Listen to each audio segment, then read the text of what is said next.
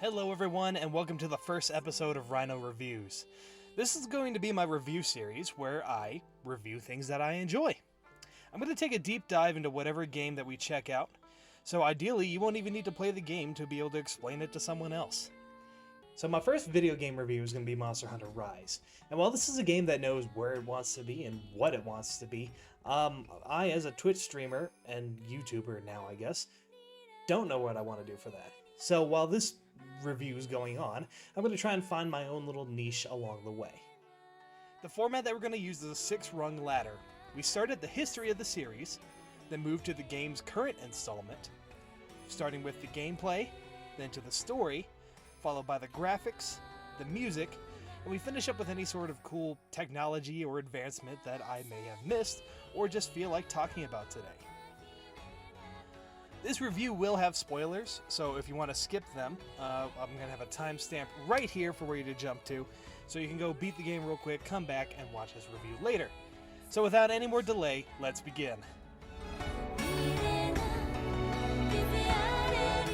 While Monster Hunter is not one of the oldest Capcom games, being first released on the PS2 way back in 2004, it is one of the highest selling series right after Resident Evil. This is incredibly impressive for a series that used to be a niche PlayStation title, to blow up into a 17-plus game series. Those 17 games are broken down into separate generations, just the same way that Pokemon is. Monsters might get a nice tune-up between generations, or they might be entirely revamped or removed altogether, like we've seen with the crabs most recently. As I said earlier, Monster Hunter used to be a PlayStation-only title, all the way up until Monster Hunter Tri, which was originally going to be PS3. But due to the difficulty to produce the game, as well as the difficulty of upscaling all the models, it was decided to be moved over to the Wii, the first of the Monster Hunter games to show up on a Nintendo console. This was originally thought to be a bit of a crazy idea, but turned out to be a huge boon for the company, as Monster Hunter Tri ended up being one of the best-selling games for the series, and one of the ones that really turned it around. The same way that Fire Emblem Awakening really turned around the series of Fire Emblem for Nintendo, leading them to publish more games later on, for better or for much worse, like Fates. I see you missed your big sister. It wasn't until Monster Hunter World that the monsters finally got themselves a full new skeleton and paint job. These are the same ones that we're using today in Monster Hunter Rise. As well as a brand new look, we got a whole new style of world, a much more open world that you're able to traverse freely, as opposed to the previous games that were traditionally done with almost arena-like areas that were interconnected by pathways. A little bit like the Lost Forest levels in the old Legend of Zelda games.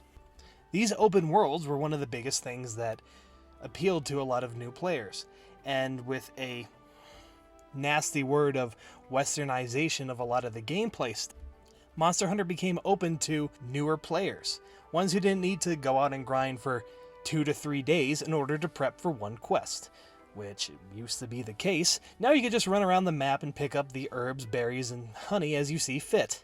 But now on to the release of Monster Hunter Rise. Does this new game, with a brand new engine and a brand new generation of monsters, really elevate the series as much as people claim it is? Well, small spoiler, yeah, it does. Monster Hunter has really tried to stand out over the last few years by using gimmicks like water combat in Monster Hunter Tri. So I'm going to try and do the same thing by being a hot tub Twitch streamer. Fuck, it's cold. Turns out my pool's not heated.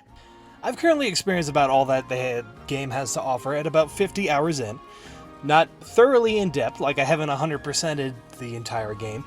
I've had a substantial taste of every monster, the gameplay styles that I do want, and any sort of quest that I want to complete. It currently feels a little bit shorter than most other Monster Hunter games, but that's because they have a lot of content coming down the pipe. A lot of things like a lot of new missions, new monsters, probably new armor, layered armor, and tons more. I'm 100% sure that we're going to get a lot of content in the next few months. But now on to the gameplay. Monster Hunter Rise takes a lot from World and builds a strong house atop that foundation. While the world maps are a little bit smaller in Rise than they are in World, every pixel has its purpose. The new wire bug traversal mechanic really makes you feel like you're Spider-Man, minus the exaggerated swagger. It also works great as a recovery tool, letting you save yourself from a fall that would normally let the gigantic Super Saiyan 3 monkey clap your butt cheeks. In fact, if you want to make it through more than a third of this game, you're probably going to need to have at least a little bit of mastery in the wire bug system, as both a recovery tool and a means of traversal. Later on, you'll even need to use it as a tool for defending or attacking monsters. Traversal around the map is insanely easy. With the wire bug, plus, a spare, your dog, and the ability to air stall at least once, you can essentially get from one side of the map to the other without even touching the ground. Granted, you're going to need to wall run a little bit, but you can stay in the air for an insane amount of time. And if you're one of those lunatics who uses the rocket on the gun lance, you'll fly around like you're a tiny little spaceman. The wire bug also lets you wrangle onto a monster in a new form of control, much like the clutch claw, but far, far better.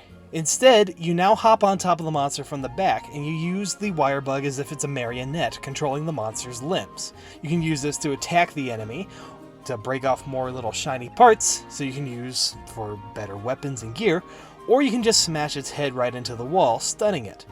Or even better, smash it into another monster, hop onto that monster, and do the same thing over again. This feels insanely overpowered in the best way possible. It makes it feel like you're actually in control of this gigantic beast, and it's not just whooping your butt the whole time as if it did back in the old games. To add on to the topic of monster fights, Turf Wars return, and these Turf Wars are insane. You'll have big hulking brute monsters have sumo matches.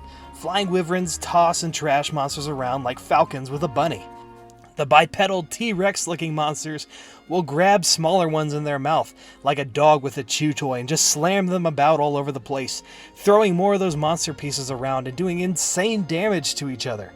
It feels like that Godzilla vs. Kong movie. And even some of the fights do kind of resemble that, with a gigantic monkey grabbing a flying dragon by the tail and slamming him about. When the fight is all done and the monster's dead and buried, you gather up those tiny pieces and chop them out to bits. You take these and giblets to the forge, and there you make your wonderful swords and armor that is now made of a monster's loved one. Along with this plethora of a new arsenal and armor, you get a whole new set of moves.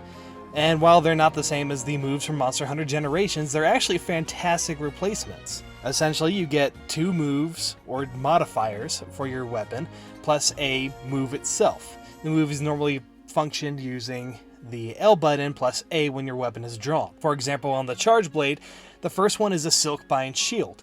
What that does is gives you an intense defensive ability that charges up your files 100%. Those files allow you to perform a super powerful attack on the monster and do a shitload of damage. It also has the 2 modifiers, the first one being a defensive stance whenever you change from the sword and shield to the super big axe. You'll probably see a little bit of that footage as I'm playing it right now. The second modification makes it so instead of charging up the sword itself, it charges up the axe form, and it turns it into a chainsaw with a big whirling blade at the end that tears apart monster bits. It's really effective for breaking off new pieces, or just doing a ton of damage to something like a tail that you can cut off way easier with this new power-up. To differentiate this game even more, you now have the ability to take with you a Palamute, which normally you would get a Palico, or in Monster Hunter Tri, a Galajacala, whatever the hell that means, and bring them out with you to a mission. They would help you in different ways, usually by giving you health or a stat boost, or sometimes doing something like coming over to poke you when you've fallen asleep.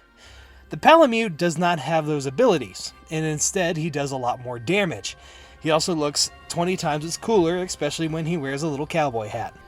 It comes down to whether you want your Palico there to support you, or if you want your Palamute that you can ride on, get to the monster faster, take him down quicker, pursue him faster, and just look far more cooler with your dog than some dumb little cat, which is why I named my cat Cat, and I named my Palamute Bakavi, because I love my dog, and I don't have a cat, and I wouldn't care if I did. Sorry, cat fans. One of the final new parts to the game is the rampage system.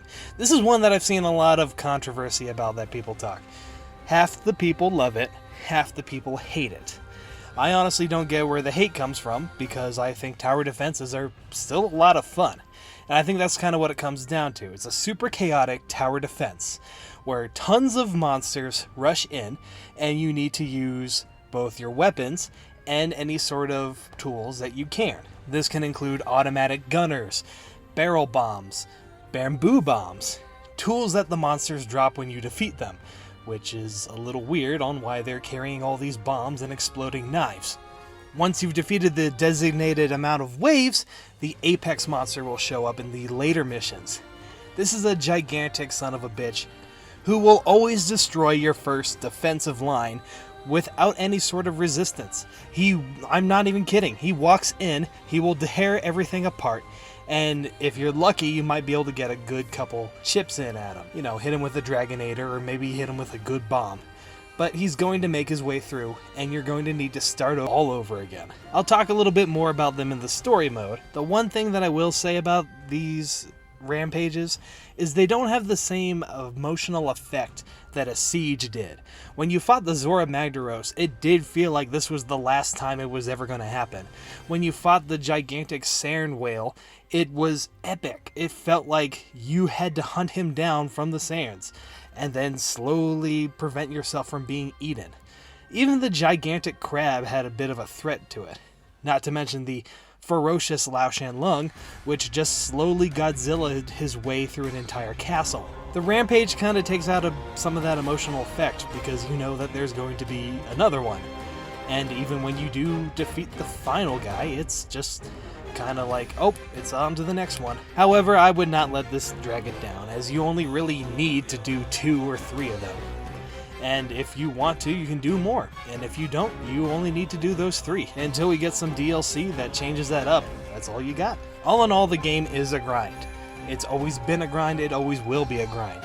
You go out, you destroy the monster, you collect the bits, you don't have enough to make everything that you want, so you go out and you destroy the monster again, you collect more of the bits, you come back, you're still missing the Rathalos plate, so you go and you fight another one, then you realize that you don't even have a chance to get the Rathalos drop until you get to the high rank. So that way you just keep on going with the game, going and picking up any sort of garbage monster armor you can find. But when you do get to the high ranks, and it's finally time to make one solid piece of armor, it honestly only takes about 4 or 5 hunts per set. It gets a little bit different when you get up higher, as it took me about 28 missions in order to get all of the full golden monkey set that I wanted, and I still ended up dying about 12 times, so it says that I spent, I think, 12 hunts hunting him down, but I actually believe that I spent closer to 24. But you know what? I don't regret going on any of those. They were all a ton of fun.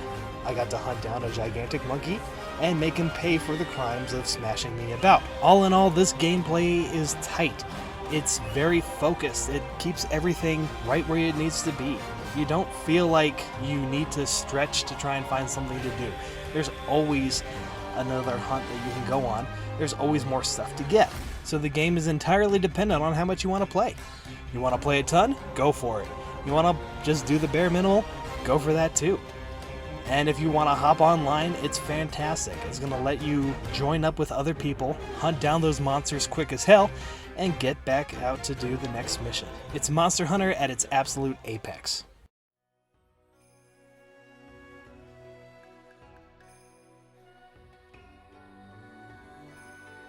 Now, when it comes to story for Monster Hunter, it's never really been the main focus. There is a story, and it's coherent, but it's mostly there to say why you're going to go kill this next monster.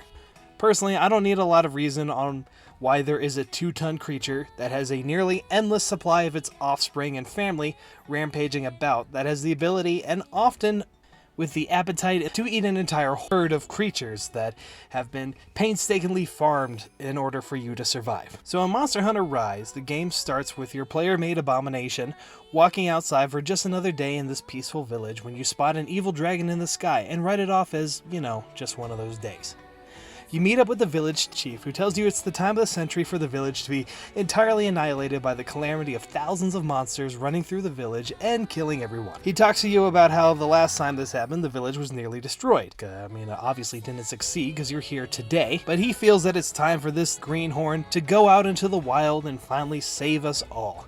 Despite the fact that you will see later that he can kill monsters in one touch. So you go out and you kill a bunch of basic monsters, eventually up to the point where they say it's time to go and fight the rampage. You do so, and it turns out that the fierce Magnamalo is the monster behind it all, and his ferocity is driving the other monsters to this rampage. So you go out and you kill again until you can go and finally face the fearsome Magnamalo and slay him in his tracks. But once he's dead, you must fight one of his, I guess it's a general? It's honestly just a very large bear, and it shows up during another rampage. It tears all your crap apart, and eventually you defeat him. And that was your first apex. But one of the two Wyverian girls that you're with begins to freak out as a wind dragon flies by, and he lets everyone know, through the girl, that he's searching for his beloved wife. This monster is known as the Wind Serpent Ibushi, who is searching for his beloved one. So people who have those long, pointed ears are called Wyverians. They've been in nearly every game so far. They're kind of like the missing link between humans and dragons. And as they grow older, they tend to get much, much, much smaller. Which is why you'll see a lot of times in the older games, you'll have these old little people walking around with their pointed-ass ears, looking like they're Yoda. Those are the ancient Wyverians, and that's the reason why they're so much smarter than you. So you slay more monsters until you finally get to the last rampage, where the Wind Serpent Ibushi attacks. And after a heroic fight, and actually some pretty cool effects, such as picking up rocks and twirling them around in the air, you send the monster away, and you're finally able to relax. As now everything is all peaceful once again, and the game quietly ends. Or does it? They give you a little bit of a fake out ending, and they move into the high ranks, where now you need to defeat much stronger monsters, as they begin to try and figure out who the Ibushi's wife actually is. You continue these hunts until you discover the Thunder Serpent Narwa, after an epic and amazingly designed boss battle that is, in my opinion, the best dragon fight in the entire series. We get a happy little bar party just like we did in Monster Hunter World and Iceborne, and everyone's all cheery. And then we get this creepy little meeting between the two twins. Yeah, that's definitely not something that they should be worried about in the future. And that's it. The game just abruptly ends, kind of. That's mostly because it is a game as a service. It's going to keep on going on, and with the upcoming Chameleos update, we're going to get some new monsters soon. The question is, how is the story going to carry on? And the answer is probably in a very matchwork way. When it comes to graphics, this game, I believe, is unmatched on the Switch. Like, a first-party Nintendo game, honestly, is cutting it real close with a third-party game like Monster Hunter blowing things away. The game looks fantastic in handheld mode, and even when playing it docked, it still looks pretty astounding.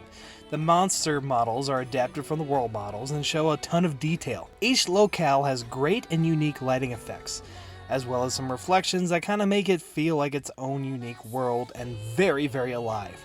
The feudal Japanese inspiration shines through in everything from armor design to level design.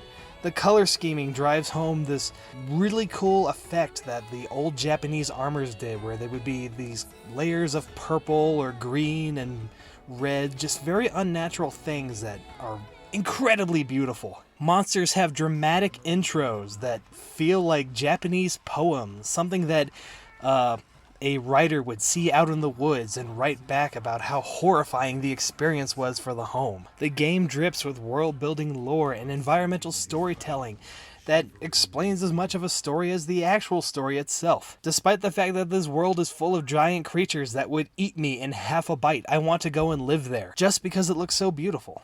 Ancient ruins in these maps really make you feel like you're investigating some sort of old ruins in, Mexico or Japan or, I don't know, India. The ability to take pictures adds another layer of fun to it. You can find these exotic little creatures that only appear on one specific location, like a tiny little Quetzalcoatl style looking bird, and then just take those pictures and hang them up in your house. It's bizarrely fun. It's why people want a Pokemon Snap version of Monster Hunter, as insane as that feels. The one issue that I would put with the graphics is that the RE engine has this weird little fade away when things like move out of range or die, and you'll see it in a little bit of the footage, but it's kind of like they turn into dots and just disappear. In a lot of the games that they use this in, you can see how they cover up that effect using like particle effects. So Devil May Cry 5 has the Quailoff tree that fades out as it rots and the dust falls out everywhere, and that really covers up the effect.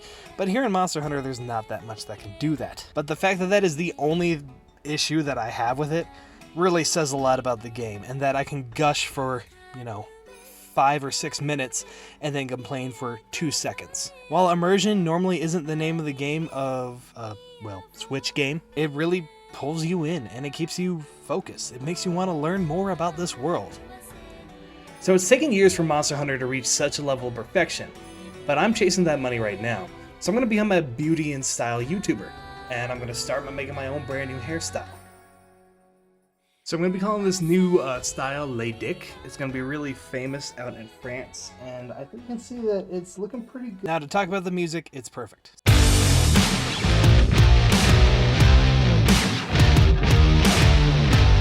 Seriously though, Monster Hunter has always had amazing musical pieces, and Rise is absolutely no different. A handful of monsters have their own unique songs, such as the Magnamalo, the Mitsune, and the always amazing Proof of the Hero that plays during the final battle. Every song is orchestrated by hand and composed with a full orchestra, and even a choir for a few of them. Sticking with that Japanese theme, there are loads of traditional Japanese instruments. One of the ones that I heard the most was the Shakuhachi flute. I'm sorry that I botched that name, but you might remember that as the one that dude in the Japanese outfit played during the E3 presentation of Ghost of Tsushima. It's a very mystical and soft sound with it. It can kind of invoke tons of different emotions, and depending on what monster you're fighting, that's what it's going to pull out for you. You could feel worried, or you could feel in awe of its beauty. It's just, it's so perfect. Everything's wonderful. The sound design is on par with that music, with both the sound designer and the composer working hand in hand for everything. Small little things like the creatures groveling or even farting in some cases makes it feel like the world's alive. I can't say that enough. It feels like it's a living world, like Red Dead or something, on the friggin' Switch. The brooks babble, the winds whip sand across your back, the volcano burbles and growls with lava. Monsters scream in the far distance while battling, and huge explosions go about when they use their special powers. Everything in this feels like the world is so much bigger than it actually is, and it's just those tiny little bits that really grab you by the ears. I honestly have so little to say about the music and sound because it is perfect. I'm just gonna shut up for like 30 seconds so you can listen to some of it yourself.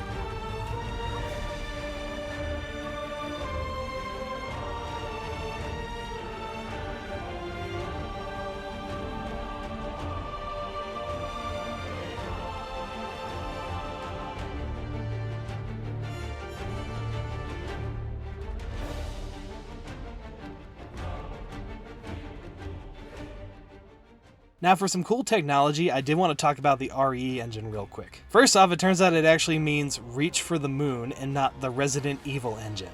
And it's an evolution of the MT Frameworks engine that Capcom used for Monster Hunter World and Devil May Cry 5. Like I said earlier, you can see that evolution with a lot of the effects. And in Resident Evil 7, you saw it with all the mold effects, where the mold creatures would dry up and crust apart. Same thing with the big zombie dragon in Monster Hunter World. He had that crusty nastiness to it. The game does gross very, very well, but it also does beautiful just as fantastically. The lighting effects seem to take up no power on the game. It's probably going to be used in every Capcom game from now on, as they've been using it in every Capcom game this year so far, like Ultimate Ghosts and Goblins and even the Capcom Arcade Collection. which it uses it for the 3D backgrounds and such. Another big step up that Monster Hunter has is the Nintendo Online service. From what I read, Capcom got in contact with Nintendo and they worked together to make an online service as good as it can be. And it shows. There's virtually no lag on Wi-Fi with the game, and only a small amount of repositioning for the worst of lag spikes that you get, of which I've only seen 2, and it's a little funny to see a monkey slide across an entire volcano without moving. Compare that to something like Smash Bros, where you can encounter that one Min player who plays a 7-minute match over the course of 3 hours. Or if you try and play Apex Legends 64 and you'll rubber band back and forth and just pray that the enemy accidentally walks into where your bullets were going to go at one time or another. In the final verdict, Monster Hunter Rise is a genre-defining game. The PSP and the PS Vita were cram-packed with games that you could only classify as Monster Hunter clones, and none of them even came close to how good the original was. Rise has moved the series ahead just as far as World did from Generations. While Rise isn't quite as long as the other games, it has an insanely bright future. The Japanese/yokai theme really gives a ton of room for future collaborations. Things like Jujutsu Kaisen or Demon Slayer. Those really big titles that will give you some insane ideas for monsters. And I cannot be more excited. In the end, I would give Monster Hunter Rise an extremely solid 9 out of 10. There's literally so much in this game, and it steps it up in 1,000 different directions. You could be a fan of so many other video games, like Sekiro or something, and those skills will transfer over to Monster Hunter. You could be a Monster Hunter fan, and I'm pretty sure that those skills will transfer over to Monster Hunter. Like, 80% sure at least. If you have a Switch, it's worth giving it a shot. Monster Hunter showed me that maybe you shouldn't chase out the money. Maybe you should just do with what you're good at and keep it up. And you'll eventually find out what people like as well. So I don't think I'm going to chase the money anymore. I'm just going to do what I love and what I'm good at. And I'm going to stick to video games and Family Guy style cutaway gags. Alright, so thank you so much for watching my very first video for Monster Hunter Rise, and for, any review video that I'm going to do. I really appreciate it. I'm not going to do the YouTube thing full time, but just every now and then, and whenever a game comes out that I can fully play and enjoy, then do a review for. I really appreciate you tuning in. If you liked it, like it. I would love it if you subscribe, even if you don't like it. Leave a comment and tell me how bad I am at this, or what I can do to improve. Either one is good, probably the second one. And yeah, thanks a ton. Next thing I'm definitely going to play is Resident Evil 8.